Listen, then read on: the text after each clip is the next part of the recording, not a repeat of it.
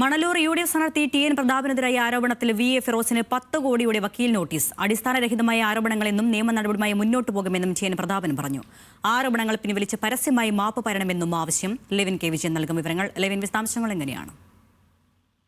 Arunya, VA ഫിറോസിന്റെ ആരോപണം നമ്മൾ കേട്ടതാണ്. BJPയുമായി ചേർന്നുകൊണ്ട് K മുരളീധരനെ പരാജയപ്പെടുത്താനും നിലവിൽ നടക്കുന്ന നിയമസഭാ തെരഞ്ഞെടുപ്പിൽ മണലൂരിൽ വിജയിക്കാനും ഉള്ള ശ്രമം പണം വാങ്ങിക്കൊണ്ട് TN പ്രതാപൻ നടത്തി എന്നുള്ളതായിരുന്നു പ്രധാനപ്പെട്ട ആരോപണം. 8 കോടി രൂപ പല ഘട്ടങ്ങളിലായി BJP നേതാക്കളിൽ നിന്ന് വാങ്ങി. BJP നേതാവ് B ഗോപാലകൃഷ്ണനുമായി പ്രതാപൻ ഡീലുണ്ടാക്കി തുടങ്ങിയ ആരോപണങ്ങൾക്കെതിരെയാണ് ഇപ്പോൾ നിയമ നടപടിയുമായി UDF സ്ഥാനാർത്ഥി മുന്നോട്ട് പോകുന്നത്. വക്കീൽ നോട്ടീസ് പ്രകാരം 10 കോടി രൂപയുടെ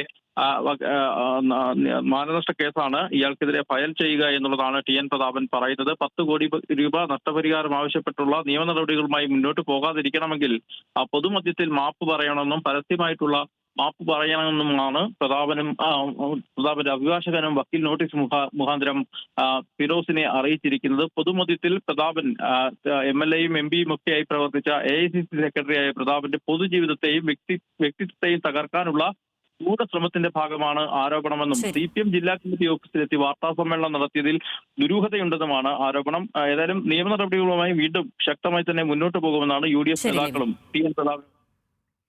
ലെവിൻ കെ വിജയനാണ് തൃശ്ശൂരിൽ നിന്നും വിവരങ്ങൾ നൽകിയത്.